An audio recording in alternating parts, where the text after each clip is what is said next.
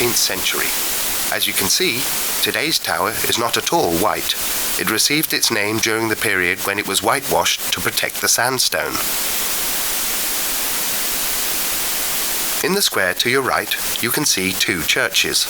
Diagonally behind you is the St. Elizabeth's Church, with a large and striking dome. It is the only sizable neoclassical building in Nuremberg and has no church tower. Earlier it had been a small chapel, where a necessary extension could be carried out only under the condition that no bell tower be erected. For that reason, it ended up with a 50-meter high dome instead of a tower. St. Elizabeth's Church belonged to the former secondary house of the Teutonic Order of Knights.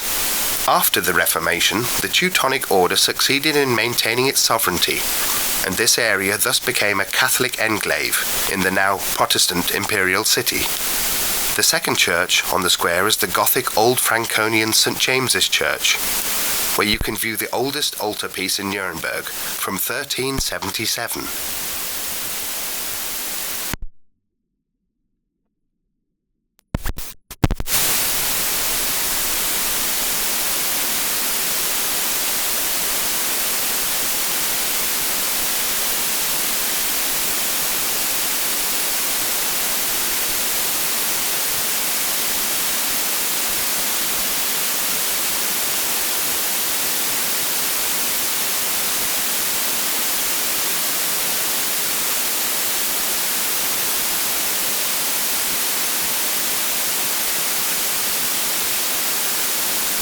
Nuremberg is also known for a few culinary specialities, such as the Nuremberg Lebkuchen, which is a kind of gingerbread, and the original Nuremberg grilled sausages.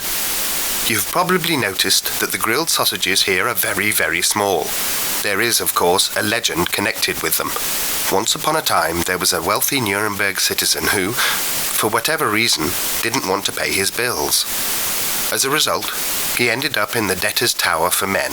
But this Nuremberg citizen loved grilled sausages above everything else, and didn't want to go without them. Luckily, his friends had the idea of making the sausage so small and thin that it could fit through the keyhole of the prison cell. You cannot leave Nuremberg without having tried this speciality once. We recommend a visit to our partner, the Bratwurst Röslein restaurant at Rathausplatz, on the Town Hall Square, just a few minutes on foot from our train stop.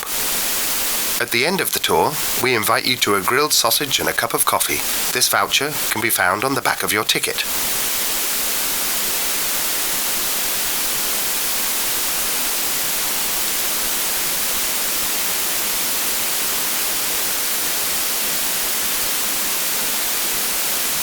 Our next stop is the Kornmarkt, or grain market.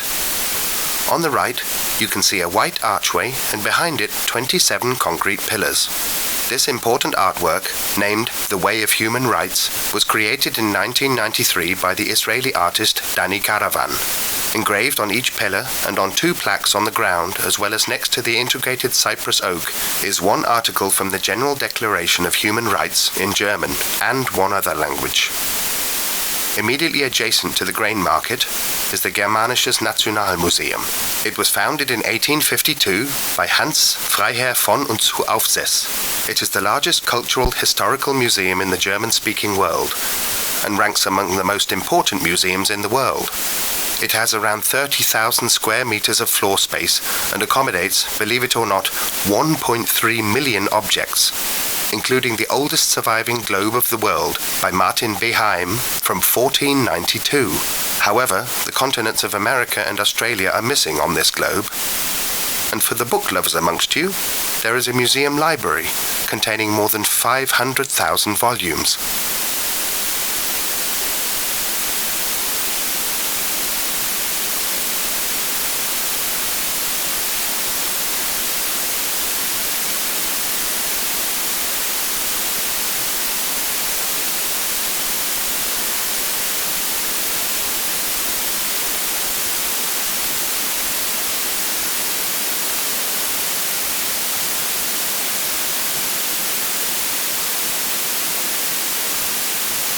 On the left, we are passing the so-called Mauthalle, the former customs house.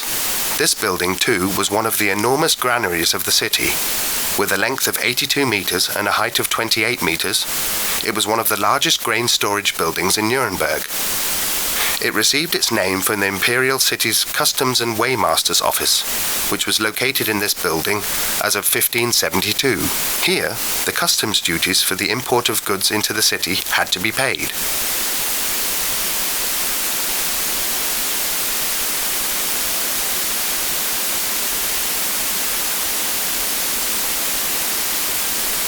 Looking to the left into the Königstrasse, one of the main axes through the center of Nuremberg, you can see the St. Lawrence Church in the High Gothic style.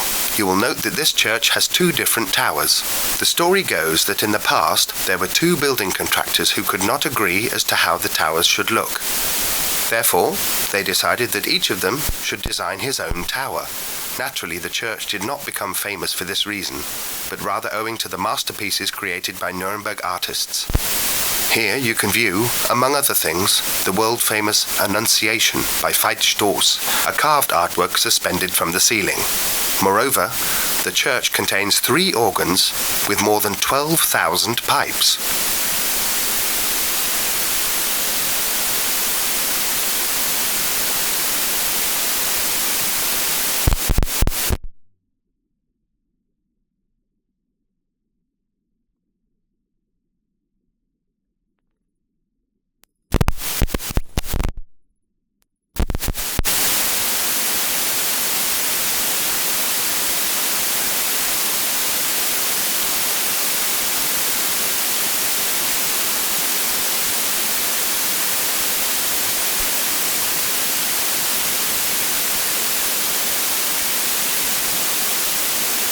On the left, you now have another good view of the Lawrence Church.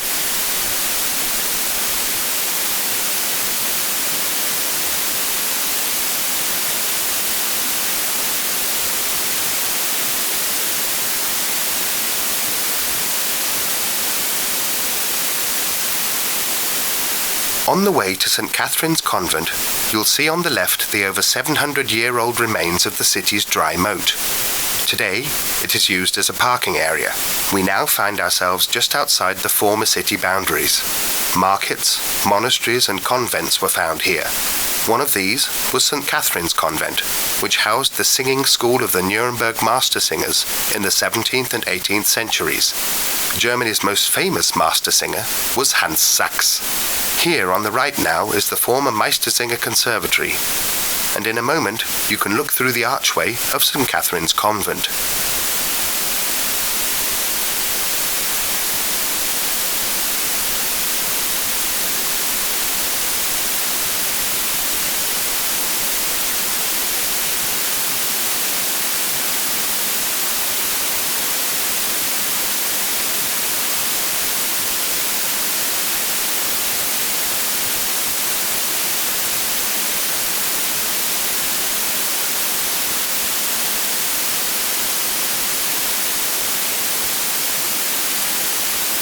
On the right, you now see the so-called Debtors' Tower, formerly also known as the Männereisen. Here, men who could not pay their debts led a miserable existence, often for years on end. We are now driving over the Hay Bridge to Insel Schütt Island. You now have a beautiful view of the Pegnitz River on the left and on the right. Insel Schütt, however, was not, as the name suggests, a man-made area filled in land, but rather arose through sand being deposited by the river.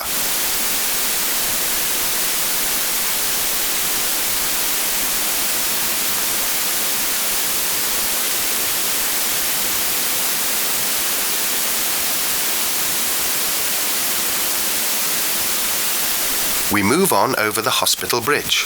The building on the left is the Hospital of the Holy Spirit. It was donated in 1339 by the wealthy Nuremberg merchant Conrad Gross. It served as free accommodation for older and needy people, who in return had to pray several times a day for the salvation of the donor. It was the largest charity foundation of an individual person in the empire in the Middle Ages. Even today, the Spital still houses a municipal senior citizens residential home. On your right stands the monument to Hans Sachs. As you can see, he is holding a quill in his right hand. Hans Sachs, a shoemaker, was not only the most well-known master singer, but also a major 16th century poet.